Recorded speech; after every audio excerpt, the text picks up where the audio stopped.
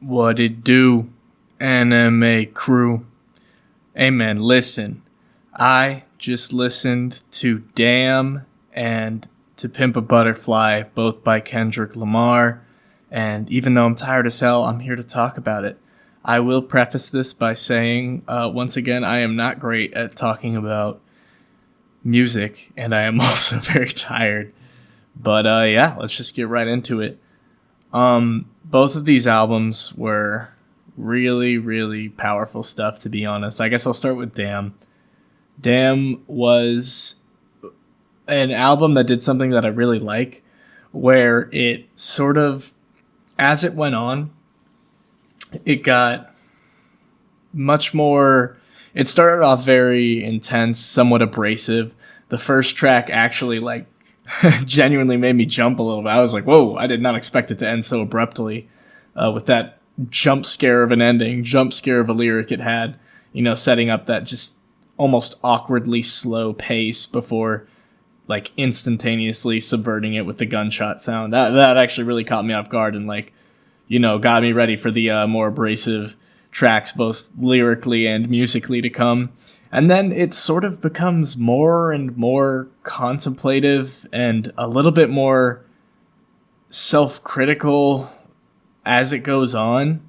And it's very, very, very interesting. Yeah, from both of these albums, honestly, I definitely felt his desire to explore himself and his emotions and his feelings and why he is the way he is. And I think there's definitely a lot of themes of, obviously pride and humbleness and sort of the line between self-love and, going too far with it. I guess you could say narcissism. But it's always tough because, there are always going to be, especially somebody in his position, there will always be people telling him that he's too cocky, he's too confident, he's too violent, all of these things that I don't really necessarily ascribe to at all. But in reality, those things may be true. I don't think so. But it's also important to balance that with a healthy amount of self-respect, self-love, and understanding for why you are the way you are, why you think these things, and if they are actually really just things to lash out about that you still want to communicate and, you don't feel bad about communicating. It's very, very, very interesting because of how much it lashes out and then sort of coils back into a much more tender, emotional album as it goes on. I heard from the person who requested me this rant that if you play the album backwards, it tells a different story. And I did not listen to the entire album backwards, but, thinking about that first track where Kendrick ostensibly gets shot and killed, it definitely makes sense. I can imagine it going from the calmer side of things to gradually getting more intense and, somewhat vitriolic. And I really can appreciate the powerful emotion that I bet that story brings. And I will listen to this album again backwards, I think, because obviously I listened to it really late at night. But I really, really liked it. There was some very powerful stuff on there, just musically speaking, not even talking about the lyrics pretentiously or anything like that.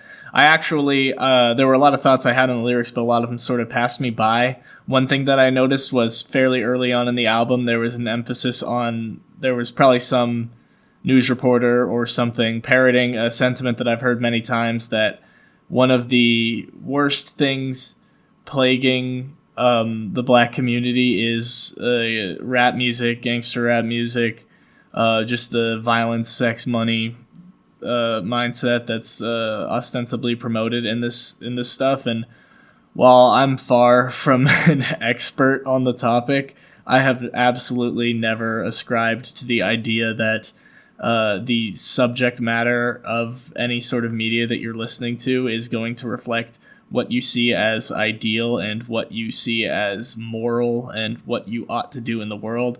I don't think that really changes any of that, and I think it can actually be very cathartic for people who, grow up in those sort of situations and maybe actually a fairly pronounced positive influence on their life, not to mention the tons and tons of just everyday people who listen to it, even though they can't relate to necessarily what's being stated in the song, regardless of their racial background, but can relate to the honesty and emotions on display.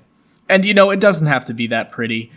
People, that makes it sound like it's a extremely beautiful thing. A lot of times it's not very thoughtful, and, sometimes it's just fun. You know what I mean? Sometimes that's all it is. It's just art.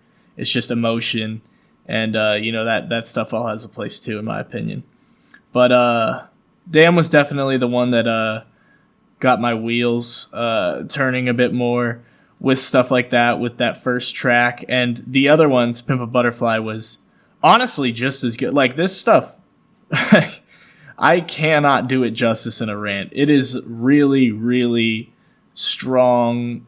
I can't really get into the lyrics much because I didn't look them up. They were sort of passing me by, and I was getting more incomplete impressions of these songs. But musically speaking, there is a lot of range and punchiness, and honestly, both of these albums have sort of they have the lower, more somber points, and then they have the more abrasive tracks, and the switching between them by listening to them in an album format definitely enhances the experience for me.